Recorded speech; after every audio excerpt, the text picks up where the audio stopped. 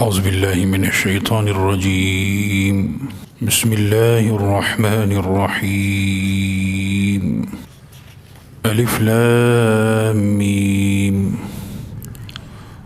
اللہ لا الہ الا هو الحی القیوم۔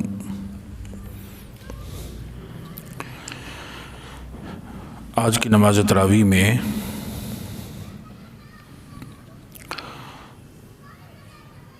تیسرے سپارے کا نصف حصہ اور چوتھے سپارے کے 3 جزو پڑھے گئے ہیں۔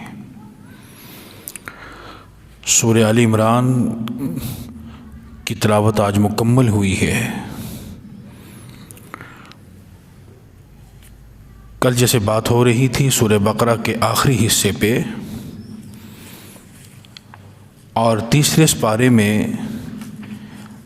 جو سورہ بقرہ کا آخری حصہ ہے، اس میں سب سے پہلے آیت الکرسی ہے، اللہ لا الہ الا هو الحی القیوم۔ یہ ایک آیت ہے اور اس آیت کی عظمت کی وجہ سے اس کو آیت الکرسی کہا جاتا ہے۔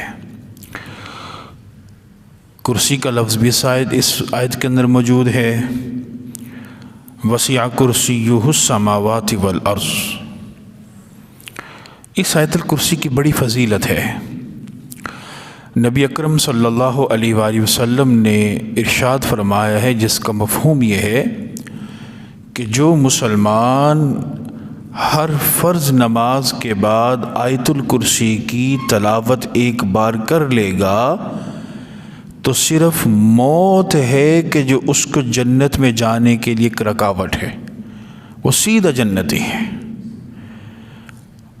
اور ایک حدیث میں پیارے آقا علیہ الصلوۃ والسلام نے فرمایا کہ رات سونے سے پہلے جو آیت الکرسی پڑھ لے گا، اللہ اس کے لیے ایک فرشتہ حفاظت کے طور پر پوری رات مقرر فرما دے گا، جس کو بچا کے رکھے گا اللہ کے حکم سے۔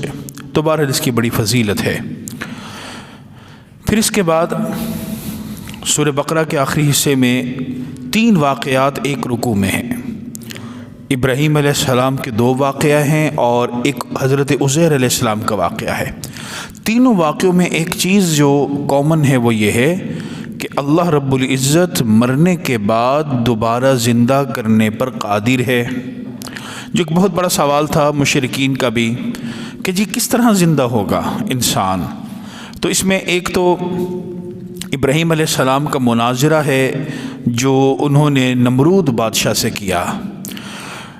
نمرود یہ وہ بادشاہ ہے کہ جس کے بارے میں آتا ہے کہ اس دنیا کے اندر 4 ایسے انسان ہیں کہ جنہوں نے پوری دنیا پر حکومت کی۔ ان میں 2 مومن ہیں اور 2 کافر ہیں۔ جو مومن ہیں جنہوں نے پوری دنیا پر حکومت کی، ان میں ایک حضرت ذوالقرنین ہے اور ایک حضرت سلیمان ہے، اور جو کافر ہیں جنہوں نے پوری دنیا پر حکومت کی، اس میں ایک نمرود ہے اور ایک بخت نصر ہے جو کرسچینٹی کے اندر اس کا نام ملتا ہے۔ اور نمرود کا یہ بھی ایک انفرادیت تھی کہ اس دنیا میں اگر بادشاہت کے حوالے سے جو تاج پوشی، آپ دیکھیں اکثر بادشاہوں کے تاریخ پڑھیں تو تاج پوشی باقاعدہ ایک رسم ہوتی تھی، تاج رکھنا۔ یہ تاج جو تھا یہ سب سے پہلے نمرود نے اپنے سر پر رکھا تھا۔ اس سے پہلے جتنے بھی بادشاہ تھے ان کے ہاں تاج کا رواج نہیں تھا، یہ سب سے پہلے نمرود نے اس کو اختیار کیا تھا۔ تو ابراہیم علیہ السلام سے اس کی بحث ہوئی۔ ابراہیم علیہ السلام نے فرمایا بھئی میرا اللہ وہ ہے کہ جو زندہ بھی کرتا ہے مارتا بھی ہے۔ نمرود نے کہا لو یہ بھی کوئی بات ہے۔ نمرود نے 2 قیدی بلائے، ایک قیدی بلایا اور ایک بے گناہ کو پکڑ لیا، کہ دیکھو یہ جو قیدی ہے نا اس کو میں نے سزائے موت دی ہے، اور یہ جو بے گناہ ہے اس کی کوئی سزا نہیں ہے۔ تو تم کہتے ہو کہ تمہارا رب زندہ کرتا ہے اور مارتا ہے، دیکھو میں بھی کرتا ہوں۔ یہ مرنے والا تھا میں اس کو زندگی دے دیتا ہوں، یہ زندگی والا جس کو میں موت کی سزا دے دیتا ہوں۔ اب ابراہیم علیہ السلام اس کی ذہنی سطح کو جان گئے تو فوراً اگلی دلیل دی کہ اگر تم کہتے ہو کہ تم خدا ہو تو فإن اللہ یأتی بالشمس من المشرق فأتی بہا من المغرب، میرا اللہ मशरिक़ से सूरज निकालता है, चल तू मगरिब से निकाल कर दिखा दे। फ़बुहित अल्लज़ी कफ़र, वो काफिर हैरान हो गया कि अब मैं क्या करूं। तो एक तो ये है। दूसरा वाक़या हज़रत उज़ैर अलैहिस्सलाम का है। उज़ैर अलैहिस्सलाम ये बख्त नसर एक बादशाह गुज़रा है, उसके दौर की बात है। तो वो बड़ा ज़ालिम था, यहूदियों पर उसने बड़ा जुल्म किया। हज़रत उज़ैर अलैहिस्सलाम बैतुल मक़दस में होते थे, तो नौजवान थे। तो बैतुल मक़दस पर बख्त नसर ने हमला किया, पूरा तहबाला कर दिया और चंद लोगों को कैदी बना लिया। उनमें हज़रत उज़ैर भी थे। काफ़ी अरसे के बाद जब उज़ैर अलैहिस्सलाम आज़ाद हो गए तो कहते हैं कि ये तशरीफ़ ले जा रहे थे तो आगे एक बस्ती से गुज़र हुआ और वही ख़ावियतुन अला उरूशिहा, और वो बस्ती अपनी छतों पर गिरा हुआ था। अब ये समझिए छत पर गिरना क्या होता है। उलमा फरमाते इसका मतलब ये था कि जो दीवारें थीं वो ऊपर थी और छत नीचे थी। बाज़ों ने लिखा कि छत ऊपर थी, दीवारें नीचे थी, यानी इस तरह वो गिरे हुए थे मकानात। तो उज़ैर अलैहिस्सलाम ने देखा कि बिल्कुल तबाही फैली हुई है, तो बड़े हैरान हुए और दिल में एक ख्याल आया कि ये किस तरह दोबारा ज़िंदा होंगे, किस तरह ये दोबारा आबादी होगी। तो अल्लाह रब्बुल इज़्ज़त ने फ़अमातहुल्लाहु मिअत आम, अल्लाह ने 100 साल तक उनको मौत दे दी। अच्छा, ये मौत है, ये रियल डेथ थी जिसमें रूह को कब्ज़ किया जाता है। ये मतलब सोना नहीं था, आराम नहीं था, ये उलमा फरमाते रियल डेथ थी। तो कहते हैं सुबह के वक्त था ये आलम, ये वाक़या पेश आया। एक गदम उनके पास था, खाना भी था। तो जब उनकी आँख खुली तो शाम का वक्त था। तो उज़ैर अलैहिस्सलाम के दिल में ख्याल है मैं कितना सोया। क़ाल लबिस्तु यौमन औ बाग़ यौम, शायद एक दिन या थोड़ा सा दिन सोया हूँ। तो फिर अल्लाह की तरफ से वही आई, क़ाल बल लबिस्त मिअत आम, उज़ैर तुम तो 100 साल तक सोए रहे हो। फ़ंज़ुर इला तआमिक, देखो तो सही अपना खाना, व शराबिक, अपना पीना, लम यतसन्ना, ये बोसीदा नहीं हुआ, ख़राब नहीं हुआ, सड़ा नहीं है। वंजुर इला हिमारिक, उज़ैर अब गधे को देख अपने, वलिनजअलका आयतन लिन्नास, फिर अल्लाह ताला ने उस गधे की हड्डियों को उज़ैर अलैहिस्सलाम के सामने जमा किया और उस पर गोश्त चढ़ाया। फिर उज़ैर अलैहिस्सलाम क्योंकि 100 साल बाद अभी नौजवान ही थे, तो उज़ैर अलैहिस्सलाम बस्ती में आए। तो उस बस्ती में एक बुढ़िया थी जो उज़ैर को जानती थी। तो उस बुढ़िया ने शोर मचाई, तो उज़ैर है, ये उज़ैर है। उज़ैर अलैहिस्सलाम की खूबी ये थी कि इनको तौरात मुकम्मल हिफ्ज़ थी, और जब बख्त नसर ने हमला किया तो तौरात जला दी थी, यानी 100 साल तक यहूदियों के पास तौरात नहीं थी। उज़ैर जब आए तो इन्होंने दोबारा तौरात को लिखवाया। इस वजह से यहूदियों ने उज़ैर अलैहिस्सलाम को अल्लाह का बेटा बना लिया और शिरक कर दिया। फिर तीसरा वाक़या इब्राहीम अलैहिस्सलाम का ही है कि जिसमें इब्राहीम अलैहिस्सलाम अल्लाह से एक दिल लगी की बात की कि रब्बी अरनी कैफ़ तुह्यिल मौता, ए अल्लाह मुझे दिखा तो सही तो ज़िंदा कैसे करते हैं मुर्दे को। तो अल्लाह ने कहा अच्छा अवलम तुमिन, इब्राहीम क्या तुझे ईमान नहीं है? क़ाल बला वलाकिन लियत्मइन्ना क़ल्बी, अल्लाह मुझे ईमान है लेकिन मैं मुतमईन होना चाहता हूँ। सेटिस्फेक्शन, इस्लाम के अंदर एक बहुत बड़ा चैप्टर है सेटिस्फेक्शन का। अगर आप सेटिस्फाई होना चाहते हैं, आप कोई क्वेश्चन करते हैं, कोई हिकमत की बात पूछते हैं, ये हिकमत तलाश करते हैं, ये मना नहीं इस्लाम में। क़ाल फ़ख़ुज़ अर्बअता मिनत तैर, अल्लाह ने कहा इब्राहीम 4 परिंदे पकड़ लीजिए, फ़सुरहुन्ना इलैका, फिर उनको अपने साथ मिलाकर रखे, पेट्स बना लें, पालतू, इतना पालतू बना लें कि आपकी आवाज़ सुनकर वो आ जाए। फिर उनको ज़िबा करें, जब वो बड़े हो जाएं फिर ज़िबा करें। इब्राहीम अलैहिस्सलाम ने परिंदे पाले, बड़े हुए, उसको ज़िबा किया, गोश्त बनाया, कीमा किया, आपस में मिक्स किया।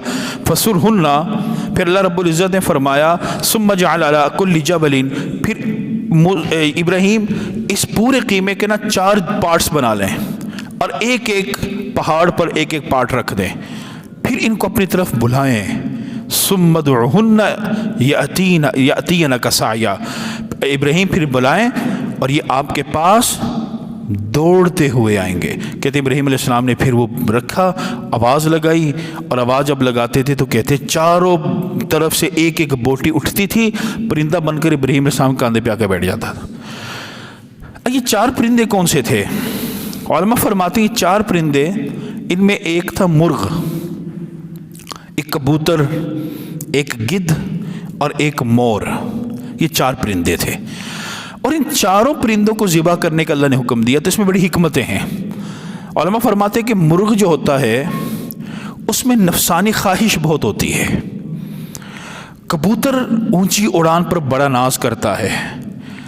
گدھ کے اندر ایک خصلت ہوتی ہے کہ وہ لالچی ہوتا ہے، اور مور کے اندر ایک خصلت ہے کہ وہ اپنے حسن پر گھمنڈ کرتا ہے۔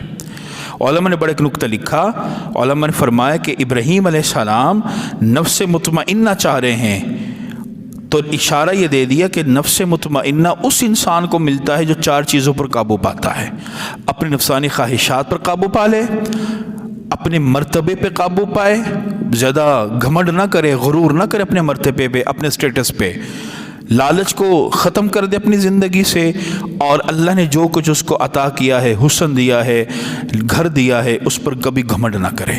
جس طرح ابراہیم علیہ السلام نے چاروں پرندوں پر چھری چلائی، اشارہ علماء صوفیہ کہتے ہیں کہ انسان بھی ان چار خصلتوں پر تقریباً چھری چلا دے۔ پھر اس کے بعد سورہ بقرہ کے آخری حصے میں اللہ نے ہمیں اعلان فرمایا کہ الشیطان یعدکم الفقر ویأمرکم بالفحشاء، شیطان تمہیں دو چیزوں کے بارے میں موٹیویٹ کرے گا، ایک تو تمہیں تنگ دستی کا خوف دلائے گا، غربت کا، بھئی تو اللہ کی راہ میں خرچ کر، تو غریب ہو جائے گا، تیرے پاس کیا رہے گا، وَيَأْمُرُكُمْ بِالْفَحْشَاءِ، اور پھر تمہیں بے حیائی کے کام کرنے کو کہے گا۔ علماء نے بڑا اہم ایک میں نکتہ بیان فرمایا۔ علماء فرماتے ہیں کہ شیطان انسان کو اللہ کی راہ میں خرچ نہیں کرنے دیتا۔ جب انسان اللہ کی راہ میں خرچ نہیں کرے گا، شیطان اسی پیسے کو بے حیائی کے کاموں پر لگوا دے گا۔ پھر اس کے بعد اللہ رب العزت نے سود کے بارے میں بات کی۔ بہرحال سود پر ایک لمبی بات ہے، اس میں بس ایک چیز سمجھ لیجئے، آج کل سود کی بڑی قسمیں ہیں۔ جیسے انشورنس ہے، اکثر لوگوں کو نہیں پتہ ہوتا، یہ انشورنس بیمہ پالیسی، چاہے وہ لائف ہے، وہ کسی کے حوالے سے ہے، یہ ساری کی ساری جو انشورنس آتی ہے، علماء اس کو سود اور جوئے میں شمار کرتے ہیں، گیبلنگ ہے۔ دوسری چیز آ جاتی پرائز بانڈ، یہ بھی پیور سود کی ایک شکل ہے، اس سے بھی بچنا چاہیے۔ تیسری چیز جس طرح آپ جانتے قرضہ ہے، قرض دے دیا اور اس لون پہ پروفٹ لیا جا رہا ہے، اور بھئی اتنے دن کے بعد دیں گے، اتنا ہوگا، پھر یہ بھی پیور سود آ گیا۔ چوتھا سود آ جاتا ہے کہ آج کل جیسے ابھی رمضان ہے تو عید آئے گی، عید الفطر، تو عید الفطر میں اکثر نوجوان بچوں کا، لڑکوں کا ایک رواج ہوتا ہے کہ جی وہ نئے نوٹ کے پیچھے بھاگتے ہیں اور کرنسی ایکسچینج کرواتے ہیں۔ اب کیا ہوتا ہے کہ اگر آپ 1000 روپیہ دے کر 1000 روپیہ لے لیں تو یہ تو کوئی مسئلہ نہیں ہے، یہ تو آپ نے ایکسچینج کروا دیا۔ ایکسچینجنگ اسلام میں حرام نہیں ہے، اصل میں سیم آئٹم کو سیل پرچیز کرنا یہ حرام ہے، کمی بیشی کے ساتھ۔ مثلا آپ نے 1000 روپے کے نئے نوٹ لیے، کاپی لی، لیکن آپ کو 1300 روپے دینے پڑ گئے۔ اب یہ آ گیا سیل پرچیز، روپے دے رہے ہیں اور روپے خرید رہے ہیں، آئٹم سیم ہے، اگر اس پر 1 روپیہ بھی آپ اضافہ دیں گے یہ پیور سود بن جائے گا، اس سے بچیں۔ ہاں اگر آپ نے واقعتاً نئے نوٹ لینے ہی ہیں، آپ کرنسی چینج کروائیں، آپ پہلے روپیز کو ریال میں یا ڈالر میں کنورٹ کروا لیں، پھر ڈالر کے ذریعے آپ کرنسی روپیز کی آپ خرید لیں۔ اگر آپ نے روپیز کو روپیز کے ذریعے خریدا، ڈالر کو ڈالر کے ذریعے خریدا، سیم آئٹم کو ایکسچینج کریں گے تو جو اگر کمی بیشی کر لی یہ سارا سود بن جائے گا۔ اب دیکھیں عام طور پر لوگوں کو پتہ نہیں ہوتا، عید کے دن آتے ہیں وہ نئے نوٹ لے لیتے ہیں، سودی پیسہ لیتے ہیں، بچوں کو وہی سود کی عیدی دیتے ہیں، اور پھر وہ بچے جو ہوتے ہیں وہ بڑے ہو کر ظاہر ہے پھر نافرمان ہی بنتے ہیں۔ تو اس لیے اس چیز کو ذہن میں رکھیں، یہ سود کی جدید شکلیں جو آج ہمارے معاشرے میں موجود ہیں۔ پھر سورہ بقرہ کے آخری رکوعوں کے اندر ایک سب سے لمبی آیت ہے پورے قرآن مجید کی، آیت نمبر 282، اور 282 جو آیت ہے یہ قرض کے حوالے سے ہے۔ قرض میں بنیادی بات سمجھ لیں کہ اگر آپ نے کوئی لین دین کرنا ہے، اس میں پہلا اسلام حکم دیتا ہے کہ آپ اس کا ایک ٹائم لیمٹ مقرر کریں، بھئی میں تمہیں قرضہ دے رہا ہوں، تم نے واپس کب کرنا ہے، یہ پہلی چیز تو یہ۔ پھر اس کے بعد اس کو لکھ لیں، ڈائری میں نوٹ کر لیں کہ ہاں میں نے فلاں طریق کو فلاں بندے کو قرضہ دیا، یہ میں نے فلاں قرضہ لیا یا دیا، دونوں لکھ لیں۔ تیسری چیز یہ ہے کوشش کریں کہ اس پر کوئی وٹنس گواہ بنا لیں۔ اگر کوئی ایسا مثلا پلاٹ ہے، کوئی بڑی رقم ہے، اس پر وٹنس بنا لیں، اور وٹنس میں 2 مرد ہوں۔ اسلام نے یہ بات کی، اگر 2 مرد نہیں مل رہے تو پھر 1 عورت اور 2 مرد، 2 عورتیں اور 1 مرد، یعنی 1 مرد کے مقابل پر 2 عورتیں، تو 3 گواہ بن جائیں گے۔ اب وہ 2 عورتیں کیوں ہوں گی؟ اللہ فرماتا ہے وہ اس لیے ہوں گی کہ ان تضل احداہما فتذکر احداہما الاخری، کہ فرض کریں کوئی کل عدالت میں جانا پڑ جائے تو ایک عورت اپنے آپ کو زیادہ فیزیبل نہیں فیل کرے گی، وہ زیادہ اپنے آپ کو کانفیڈنٹ میں نہیں فیل کرے گی، تو 2 عورتیں ہوں گی، اگر ایک بھول بھی جائے گی دوسرے اس کو یا تو کروا دے گی۔ تو یہ اسلام ہے۔ ہاں البتہ کچھ بزنس ایسے ہوتے ہیں جو آپ نے آن سپورٹ سیل پرچیز کر لیا، پیسے فوراً دے دیے، چیز فوراً لے لی، اس کے بارے میں اللہ فرماتا ہے الا ان تکون تجارتا حاضرہ تدیرونها بینکم فلیس علیکم جناح الا تکتبوها، وہ اب بے شک نہ لکھیں۔ بس آپ بازار گئے، فوراً پیسے دیے، چیز اٹھا لی، اس کی لکھنے کی ضرورت نہیں، وہ تو آپ نے ادا کر دی، البتہ جو ڈیلے ہے پیمنٹ اس کو آپ لکھ لیں۔ اللہ فرماتا ہے یہ آپ کے لیے بہتر ہے۔ پھر سورہ بقرہ کی آخری آیتیں ہیں، اور یہ 2 آخری آیتیں بڑی اہم آیتیں ہیں جو دعا ہے، اور یہ وہ آیات ہیں کہ جو اللہ رب العزت پیارے نبی صلی اللہ علیہ وسلم کو عرش پر بلایا معراج کے موقع پر، اور اللہ نے معراج کے موقع پر یہ آیتیں نازل فرمائی۔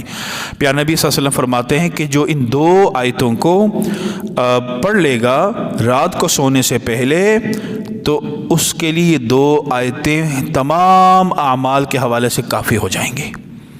تو اس لیے ان 2 آیتوں کو پڑھیں۔ بلکہ ایک حدیث میں تو بلکہ حضرت عمر فاروق اور حضرت علی کرم اللہ وجہ دونوں سے ایک روایت منقول ہے، ان کا قول ہے، فرماتے ہیں کہ جس انسان کو تھوڑی سی بھی عقل ہے نا، وہ رات سونے سے پہلے سورہ بقرہ کی 2 آیتیں پڑھنا کبھی نہ بھولے، کیونکہ ایک روایت میں اشارتاً ہمیں یہ مل رہا ہے کہ جو 2 آیتیں پڑھ لے گا ان 2 آیتوں کا ثواب اتنا ہوگا کہ گویا اس نے پوری رات قیام اللیل کر لیا، پوری رات تہجد پڑھی، قیام اللیل کے، اللہ اتنا ثواب اس کے نام اعمال میں لکھ دے گا۔ تو یہ 2 آیتیں جو لا یکلف اللہ نفسا سے آمن الرسول سے شروع ہوتی ہیں اور فانصرنا علی القوم الکافرین تک۔ پھر سورہ آل عمران ہے جس کی آج مکمل تلاوت ہوئی۔ سورہ آل عمران کا بالکل جو شروع ہے الف لام میم اللہ لا الہ الا هو الحی القیوم۔ یہاں پر ایک بات سمجھیے کہ ہمارے دین اسلام میں اللہ رب العزت کے بے شمار نام ہیں۔ اللہ رب العزت کا جو پرسنل یعنی ذاتی نام ہے وہ ہے اللہ، یہ اللہ کا ذاتی نام ہے، اس لیے آپ کسی بھی انسان کا نام اللہ نہیں رکھ سکتے، یہ حرام ہے رکھنا، کیونکہ اللہ کا ذاتی نام ہے۔ پھر اللہ کے بے شمار ایسے نام ہیں اور ہر نام کی کوئی نہ کوئی برکت ہے۔ کچھ نام ایسے ہیں کہ جن کی اتنی برکتیں ہیں کہ اگر انسان اس نام کو پڑھ کر جو بھی دعا کرے گا اللہ اس کو فوراً قبول کر لیتا ہے۔ ان ناموں کو کہتے ہیں اسم اعظم، یعنی اللہ کا اسم اعظم۔ ہمارے پیارے نبی صلی اللہ علیہ وسلم تشریف فرماتے تو ایک شخص صحابی تھے، تو وہ دعا کر رہے تھے اور دعا کر رہے تھے کہ لا الہ الا انت اللہ انت الصمد انت الاحد الذی لم یلد ولم یولد ولم یکن لہ کفوا احد، یہ کلمات پڑھ رہے تھے اس طرح کے۔ تو جب وہ دعا کر کے ہٹ گئے تو چلے گئے، تو آقا علیہ الصلوۃ والسلام نے فرمایا کہ اس نے جو دعا کی ہے نا، اس دعا میں اسم اعظم ہے، اگر کوئی مسلمان اس اسم اعظم اس نام کو پڑھ کر دعا کرے گا اللہ ضرور قبول فرمائے گا۔ ایک حدیث میں ہمیں مل رہا ہے کہ سورہ بقرہ کی ایک آیت ہے، آیت نمبر 163، وَإِلَٰهُكُمْ إِلَٰهٌ وَاحِدٌ لَا إِلَٰهَ إِلَّا هُوَ الرَّحْمَٰنُ الرَّحِيمُ، اور ایک سورہ آل عمران کی پہلی آیت ہے الف لام میم اللہ لا الہ الا هو الحی القیوم۔ پیارے نبی صلی اللہ علیہ وسلم نے فرمایا اسم اعظم کو تو ان 2 آیتوں میں تلاش کرو، اللہ کا اسم اعظم ان 2 آیتوں میں ہے۔ پیارے آقا علیہ الصلوۃ والسلام یہ 2 آیتیں پڑھی، ایک سورہ بقرہ کی 163 اور ایک سورہ آل عمران کی پہلی آیت، پہلی 2 آیتیں۔ بہرحال اسم اعظم اصل میں ایکچول ہے کیا؟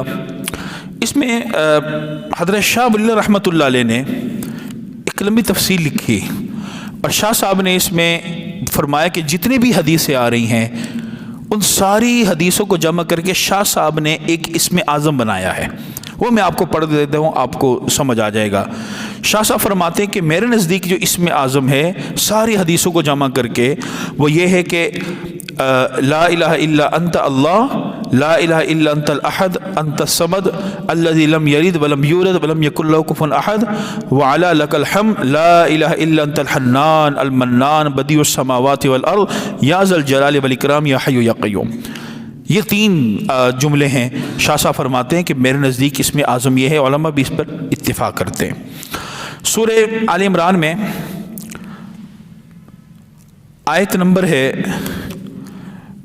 جس کو ہم آیت شہادت کہتے ہیں، آیت نمبر 18، اور آیت نمبر 18 یہ آیت جس کو آیت شہادت کہا جاتا ہے، گواہی والی آیت۔ حضرت ابو ایوب انصاری رضی اللہ تعالیٰ عنہ فرماتے ہیں کہ جو انسان، یہ نبی اکرم صلی اللہ علیہ وسلم سے ایک حدیث منقول ہے کہ جو مسلمان، جو انسان نماز کے بعد ایک بار سورہ فاتحہ پڑھ لے، ایک بار آیت الکرسی پڑھ لے، 2 چیزیں ہو گئیں۔ تیسری چیز ہے یہ آیت نمبر 18، شہید اللہ انہ لا الہ الا ہو والملائکۃ واولو العلم قائما بالقسط لا الہ الا هو العزیز الحکیم۔ 3 چیزیں ہو گئی۔ اور چوتھی ہے آیت نمبر 26 سورہ آل عمران کی، بڑی مشہور آیت، قل اللہم مالک الملک تؤتی ملک من تشاء وتنزع الملک ممن تشاء وتعز من تشاء انک علی کل شیء قدیر تک۔ پیارے آقا علیہ الصلوۃ والسلام فرماتے ہیں کہ جو مسلمان نماز کے بعد یہ 4 کام کر لے، ایک سورہ فاتحہ، آیت الکرسی، سورہ آل عمران کے آیت نمبر 18 اور سورہ آل عمران کے آیت نمبر 26، جو یہ 4 کام کر لے گا، اللہ اس کے سارے گناہ معاف فرما کر اس کی 70 حاجتیں، ضروریات کو غیب سے پورا کر دے گا۔ اکثر لوگ نا مسئلہ پوچھتے ہیں، بات پوچھتے ہیں کہ جی جیسے آج کل جو ماحول چلا ہوا ہے، قرضہ بڑا ہے، کوئی طریقہ بتائیں۔ علماء نے اس کو لکھا ہوا ہے کہ جو عمل یہ کرے گا تو اللہ رب العزت سارے سے قرضے جو ہیں وہ ادائیگی کے سبیل پیدا فرما دے گا۔ پھر اللہ رب العزت نے فرمایا کہ قل ان کنتم تحبون اللہ فاتبعونی یحببکم اللہ، اے نبی ان لوگوں کو بتا دو اگر تم اللہ سے محبت کرتے ہو تو اے پیارے نبی یہ آپ کی اطاعت کریں، اللہ ان سے محبت کرے گا۔ پھر عیسیٰ علیہ السلام کا پورا واقعہ ہے جو سورہ مریم کے اندر بھی انشاءاللہ آئے گا۔ بس یہاں پر ایک پوائنٹ سمجھیے، اللہ رب العزت نے عیسیٰ علیہ السلام کے بارے میں فرمایا کہ وَيُكَلِّمُ النَّاسَ فِي الْمَهْدِ وَكَهْلًا، کہ عیسیٰ علیہ السلام جو تھے ان کی خوبی یہ تھی کہ وہ گفتگو کلام کرتے تھے لوگوں میں، گود میں اور بڑی عمر میں۔ گود میں بھی کلام کیا، بڑی عمر میں بھی کلام کرنے، 2 چیزیں آ گئی، گود اور بڑی عمر۔ عیسیٰ علیہ السلام جو اللہ نے آسمانوں پر اٹھایا نا ان کو، تو اس وقت عیسیٰ علیہ السلام کی عمر تھی 33 سال، 33 ایئرز یہ عیسیٰ علیہ السلام کی عمر تھی جب آسمانوں پر اٹھایا گیا۔ علماء فرماتے کہ یہ جو ورڈ ہے وہ کہولت آتی ہے 40 سال بعد۔ اب عیسیٰ علیہ السلام کو تو 40 سال ہوئے ہی نہیں، وہ تو گود میں تو کلام کر دیا، یہ تو ایک معنی سمجھ آ گیا۔ کہلا کا مطلب یہ ہے کہ 40 سال کی عمر کے بعد کلام کرنا۔ عیسیٰ علیہ السلام پر تو 40 سال ہوئے ہی نہیں، تو علماء نے فرمایا کہ اس کا مطلب یہ ہے، یہ سب سے بڑی نشانی ہے کہ عیسیٰ علیہ السلام آسمانوں پر اٹھا لیے گئے، اور اٹھا لیے گئے اب وہ جب وہ دنیا میں دوبارہ آئیں گے وہ اپنی اسی عمر میں آئیں گے، پھر عمر گزاریں گے، اور عمر گزار کر تبھی موت کی طرف پھر جائیں گے، پھر اللہ کے حضور پیش ہوں گے۔ یہ کہلا اشارہ کر رہا ہے کہ عیسیٰ علیہ السلام نے ابھی دنیا میں آنا ہے۔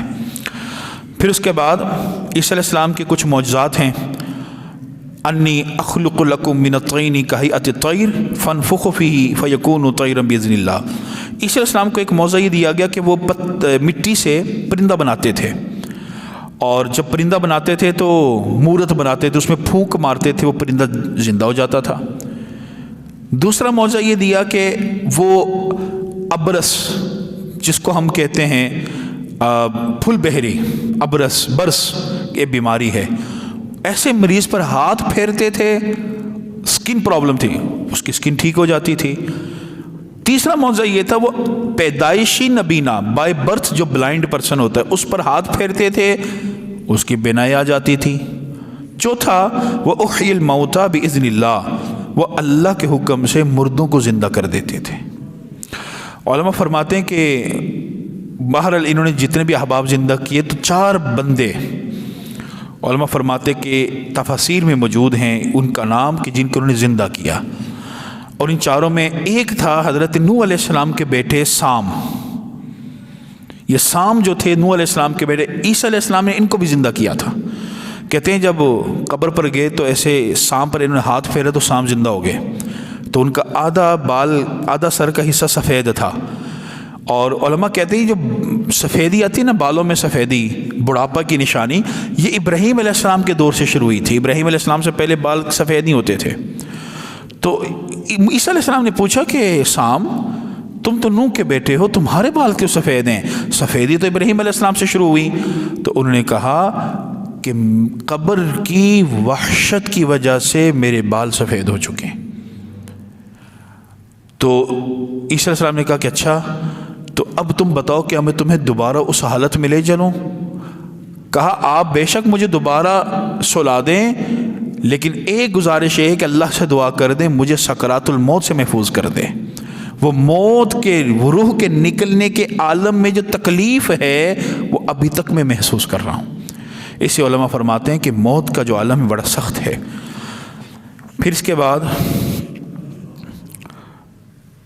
آیت مباہلہ ہے۔ آیت مباہلہ یہ سمجھیے یہ کیا چیز تھی؟ آیت نمبر 61 ہے سورہ آل عمران کی۔ یمن کے قریب ایک علاقہ تھا نجران، تو نجران کے کچھ عیسائی تھے، وہ نبی اکرم صلی اللہ علیہ وسلم کے پاس آئے، انہوں نے آ کے بحث مباحثہ کیا۔ تو اللہ رب العزت نے کہا کہ اے پیارے نبی ان سے مباہلہ کریں۔ مباہلہ یہ ہے کہ ان کو کہہ دے بھائی تم اپنے اہل و عیال کو لے آؤ، میں بھی اپنی گھر والوں کو لے آتا ہوں، ہم دونوں میدان میں پہنچتے ہیں، ہم ایک دوسرے کے لیے بد دعا کرتے ہیں کہ جو غلط ہے اللہ اس پر لعنت بھیجے۔ اب بھائی تم اتنا ہی شک کہ ہم پر آؤ؟ تو ان لوگوں نے کچھ وقت مانگا کہ ٹھیک ہے مشورہ کرتے ہیں۔ نبی اکرم صلی اللہ علیہ وسلم اپنے گھر تشریف لے گئے تو اپنے ساتھ حضرت حسن، حسین، فاطمہ اور علی، یہ چاروں کو لے کر ہمارے نبی باہر آ گئے اور آ کر مباہلے کے لیے بالکل تیار ہو گئے۔ اور آپ نے فرمایا کہ اپنے اہل و عیال سے کہ ان دعوت فقل آمنو، جب میں دعا کروں گا نا تو تم نے آمین کہنا ہے۔ جب عیسائیوں نے دیکھا کہ یہ لوگ آگے ہیں، اس میں سے ایک بڑا سیانہ تھا، اس نے کہا یا معاشر نصارا انی ارا وجوہا، اے لوگو میں جو چہرے دیکھ رہا ہوں نا، لو سأل اللہ ان یزیل جبلا من مکانی لازالا، یہ چہرے اتنے روشن ہیں، اگر ان لوگوں نے یہ دعا بھی کر دی نا کہ اللہ اس پہاڑ کو اپنی جگہ سے ہٹا دے، اللہ اس پہاڑ کو بھی ہٹا دے گا، لہٰذا ان سے مباہلہ نہ کرنا، تباہ ہو جاؤ گے۔ یوں عیسائی جو تھے انہوں نے ہتھیار ڈالا اور انہوں نے مباہلے سے انکار کر دیا۔ اب یہاں پر ایک نکتہ سمجھیے، بعض حضرات کو یہ وہم ہوتا ہے کہ جی حضرت فاطمہ کو آپ لے کر آئے تو باقی صاحبزادیاں ان کو لے کر کیوں نہیں آئے، حالانکہ وہ بھی تو گھر میں اہل بیت تھیں۔ علماء فرماتے ہیں یہ واقعہ ہے 9 یا 10 ہجری کا، اور ہمارے پیارے نبی صلی اللہ علیہ وسلم کی جو سب سے بڑی بیٹی زینب تھی، آپ کی زندگی میں آخری جو بیٹی جن کا انتقال ہو وہ زینب تھی، 8 ہجری میں ان کا انتقال ہو گیا تھا۔ 2 ہجری میں پہلی بیٹی کا انتقال ہوا، پھر دوسری کا، پھر تیسری کا، ایک فاطمہ بچ گئی تھی جب یہ مباہلہ کا واقعہ ہو رہا تھا۔ تو ایک تو یہ بات ہے۔ دوسرا یہ سوال کہ جی اس وقت باقی تو صحابہ بھی موجود تھے، ازواج مطہرات۔ علماء فرماتے ہیں کہ اصل میں یہ مقام دعا تھا، اور دعا میں لازمی نہیں ہوتا کہ سب کو لے کر جایا جائے، چند احباب کو لے کر بھی دعا کی جا سکتی ہے۔ البتہ ایک روایت آتی ہے حضرت امام باقر رحمۃ اللہ علیہ سے، امام باقر فرماتے ہیں کہ جب مباہلہ ہو رہا تھا ہمارے پیارے نبی صلی اللہ علیہ وسلم کے ساتھ خلفاء راشدین بھی موجود تھے، ابوبکر صدیق بھی تھے، حضرت عمر فاروق بھی تھے، حضرت علی اور حضرت عثمان، یہ چاروں موجود تھے۔ پھر اس کے اندر اگلی جو آیت ہے، اس میں پھر اللہ رب العزت نے ہمیں ایک حکم دیا کہ قل یا اہل الکتاب تعالوا الی کلمۃ سواء بیننا و بینکم۔ آج کل ایک بات کی جاتی ہے کہ انٹرفیتھ ڈائیلاگ، کہ جی آپ ایسا کریں کہ لوگوں کو بتائیں کہ جی بین المذاہب ہم آہنگی ہونی چاہیے۔ یہ بین المذاہب ہم آہنگی جو ہے یہ سب سے پہلے دین اسلام نے آغاز کیا۔ اللہ رب العزت نے فرمایا کہ مسلمانوں تم اہل کتاب کو یہ پیغام دو، آؤ مل کر بیٹھو، اس بات پر بیٹھو جو تمہارے دین میں بھی ہے ہمارے دین میں بھی ہے، اور وہ کیا ہے؟ اللہ نعبد الا اللہ ولا نشرک بہ شیئا، ہم اللہ کے علاوہ کسی کی عبادت نہیں کریں گے، ہم شریک نہیں ٹھہرائیں گے۔ ان کو بلاؤ، انٹرفیتھ ڈائیلاگ کرو۔ تو تو اب یہ بات سمجھیے کہ جب بین المذاہب ہم آہنگی پر اسلام زور دیتا ہے تو بین المسالک ہم آہنگی بھی اسلام کے مطابق ہے۔ پھر سورہ بقرہ کی جو تیسرے پارے کے آخری حصے میں اللہ رب العزت نے ہم سب کو یہ بتایا کہ نبی اکرم صلی اللہ علیہ وسلم جب اس دنیا میں اللہ نے مبعوث کرنا چاہا تو اللہ نے نبیوں سے ایک وعدہ لیا۔ وَإِذْ أَخَذَ اللَّهُ مِيثَاقَ النَّبِيِّينَ، میثاق نبیین تھا، اللہ نے سارے انبیاءوں کو جمع کیا، کہا میں تمہارے درمیان ایک رسول بھیجوں گا، لَتُؤْمِنُنَّ بِهِ وَلَتَنْصُرُنَّ، تم نے اس پر ضرور ایمان بھی لانا ہے، اس کی مدد بھی کرنی ہے۔ یہ اشارہ اصل میں ہے کہ جو عیسیٰ علیہ السلام آئیں گے وہ اسی اعلان کے مطابق عمل کریں گے اور وہ ہمارے پیارے نبی صلی اللہ علیہ وسلم کی امتی بن کر آئیں گے۔ پھر چوتھے پارے میں اللہ رب العزت نے ہمیں سمجھایا کہ تم اللہ کی رسی کو مضبوطی سے تھامے رکھو، وَاعْتَصِمُوا بِحَبْلِ اللَّهِ جَمِيعًا كُنتُمْ خَيْرَ أُمَّةٍ أُخْرِجَتْ لِلنَّاسِ، تم بہترین امت ہو، تم لوگوں کے لیے نکالی گئی ہو۔ پھر اسی میں اللہ رب العزت نے ان الذین کفروا لن تغنی عنہم اموالہم ولا اولادہم، کافروں کو یہ آپ دیکھ رہے ہیں بڑے بڑے محلات بنائے ہیں، بڑے خوبصورت ان کی اولاد ہوتی ہے، اللہ فرماتے ہیں ان کو کوئی فائدہ نہیں ہوگا آخرت میں، نہ ان کی اولاد کا اور نہ ہی ان کے مال کا۔ پھر رب کائنات نے عیسائیت کا ذکر کیا ہے اور پھر سود کے بارے میں دوبارہ بات کی، یا ایھا الذین آمنوا لا تأکلوا الربا اضعافا مضاعفا، سود کو مت کھاؤ، یعنی سود کے بارے میں بار بار اللہ رب العزت ذکر فرما رہے ہیں۔ پھر وما محمد الا رسول قد خلت من قبلہ الرسل، محمد صلی اللہ علیہ وسلم ایک رسول ہیں، اگر یہ دنیا سے گزر بھی جائیں تم ان کا طریقہ نہ چھوڑنا، تم تو اللہ کی عبادت کرتے ہو۔ لہٰذا یہ وہ آیت تھی کہ جب پیارے آقا علیہ الصلوۃ والسلام دنیا سے رخصت ہوئے تو حضرت ابوبکر صدیق رضی اللہ تعالیٰ عنہ نے اس آیت کی تلاوت کی کہ جس سے لوگوں میں ایک جو غم تھا اس کو سہارا ملا۔